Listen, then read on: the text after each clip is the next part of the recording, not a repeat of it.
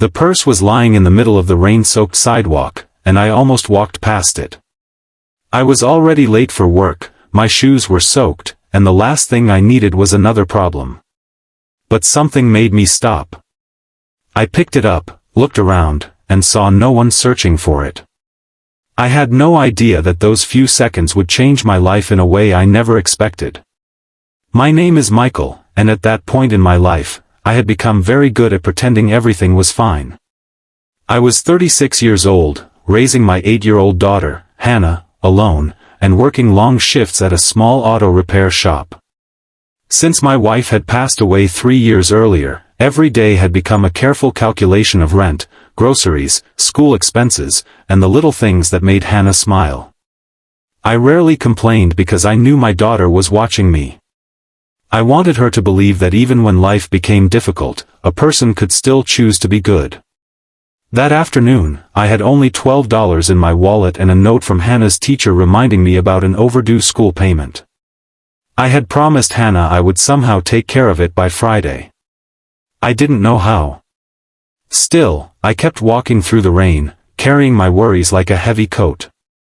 Then I saw the purse. It was black, expensive looking, and lying beside a puddle. I picked it up and opened it only enough to find identification. There was a driver's license, several cards, some cash, and a small photograph of an elderly woman tucked behind the ID.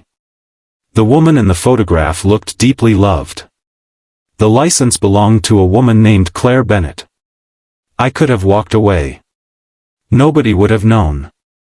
The money inside that purse could have paid Hannah's school bill immediately, bought groceries, and left enough to make the week easier.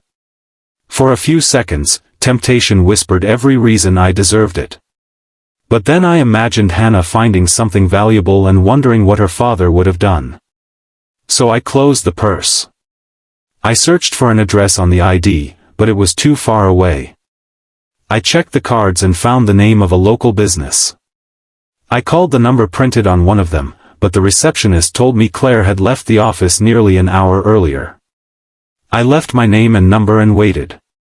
Nearly 40 minutes later, a silver car pulled up outside the repair shop where I worked. A woman stepped out, clearly worried. She looked around the sidewalk before noticing me holding the purse. Her relief was immediate. She hurried toward me, then stopped a few feet away as if she couldn't believe what she was seeing. She checked the purse, opened it, and realized everything was still there. She thanked me repeatedly. I simply told her that anyone would have done the same. But she shook her head. She said that wasn't true. Then she looked at me carefully and asked why I hadn't taken anything. I smiled awkwardly and told her I had a daughter at home. I wanted her to grow up knowing that doing the right thing mattered, especially when nobody was watching. Claire became quiet. She reached into the purse and pulled out the photograph of the elderly woman. She explained that it was her mother, who had passed away only a few months earlier. The photograph was one of the last things she had left, and losing the purse had terrified her because of it. That was when I understood that the purse had contained more than money. Before leaving, Claire asked if there was anything she could do to repay me. I refused. I told her I hadn't returned it for a reward. She smiled sadly and said she understood. Then she said something I didn't think much about at the time. She said, "Then let me return something to you." I thought she meant kindness. I was wrong. The next morning, I arrived at the repair shop and found the owner waiting for me. He told me someone had paid my overdue wages and added a bonus to my paycheck. I was confused. Then he handed me an envelope. Inside was a note from Claire. She had somehow learned about Hannah's school payment after I mentioned it during our conversation. She had arranged for the school bill to be paid anonymously and had asked my boss to give me the remaining money as a work bonus. I immediately called her. I told her I couldn't accept it. She listened patiently and explained that she wasn't trying to buy my kindness. She simply wanted to remind me that good people sometimes needed help too. Then she told me something that stayed with me. She said that after losing her mother, she had started believing the world was becoming colder. People rushed past each other. Everyone seemed busy protecting their own lives. Finding her purse returned untouched had reminded her that kindness was still alive. She said I had given her something money couldn't buy, hope. That evening, I sat at the kitchen table with Hannah while she finished her homework. I told her what had happened, expecting her to be excited about the school payment. Instead, she looked at me and asked whether the woman really didn't want anything back. I told her Claire only wanted us to pass the kindness forward someday. Hannah thought about that for a moment. Then she took one of her favorite notebooks from her school bag. It wasn't new, but she loved it because it had a colorful cover. She said she wanted to give it to a classmate who couldn't afford school supplies. I stared at her, realizing something I had forgotten. Children don't always learn kindness from what we tell them.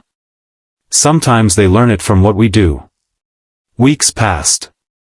Claire occasionally stopped by the repair shop, not because she needed anything fixed, but because she wanted to check on Hannah's progress.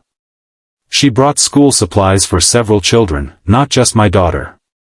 She also started a small community fund through her company to help families struggling with school expenses. She never told anyone I had inspired her. She didn't want praise. She simply wanted the kindness to keep moving. One afternoon, she came into the shop carrying a small wooden box. Inside was a handwritten letter from her mother that Claire had found while going through old belongings. She said her mother had always believed that kindness was never truly lost. It simply traveled from one person to another until it reached someone who needed it. Claire gave me a copy of the letter. I kept it. Not because it was valuable, but because it reminded me of the day I almost walked past a simple black purse. I had thought I was returning something that belonged to a stranger. In reality, I was returning a little piece of hope to someone who desperately needed it.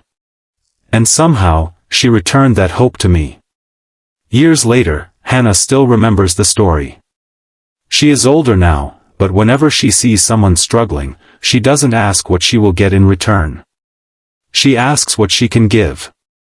And every time I see her do that, I realize that the greatest reward wasn't the money Claire gave us, the school bill she paid, or the opportunities that followed. The greatest reward was knowing that one small choice had changed the direction of another person's life. If this story touched your heart, please like, comment, share, and subscribe to Love and Destiny if you believe in kindness, second chances, and the power of doing the right thing when nobody is watching. And if this story reminded you of someone who once helped you without expecting anything in return, take a moment to honor that memory. Like and share this video so the message can reach someone who may need hope today. Before we end, comment, kindness comes back, if you believe that even the smallest act of goodness can change someone's life. Because sometimes, the thing we think we're giving away is actually the very thing we were meant to receive.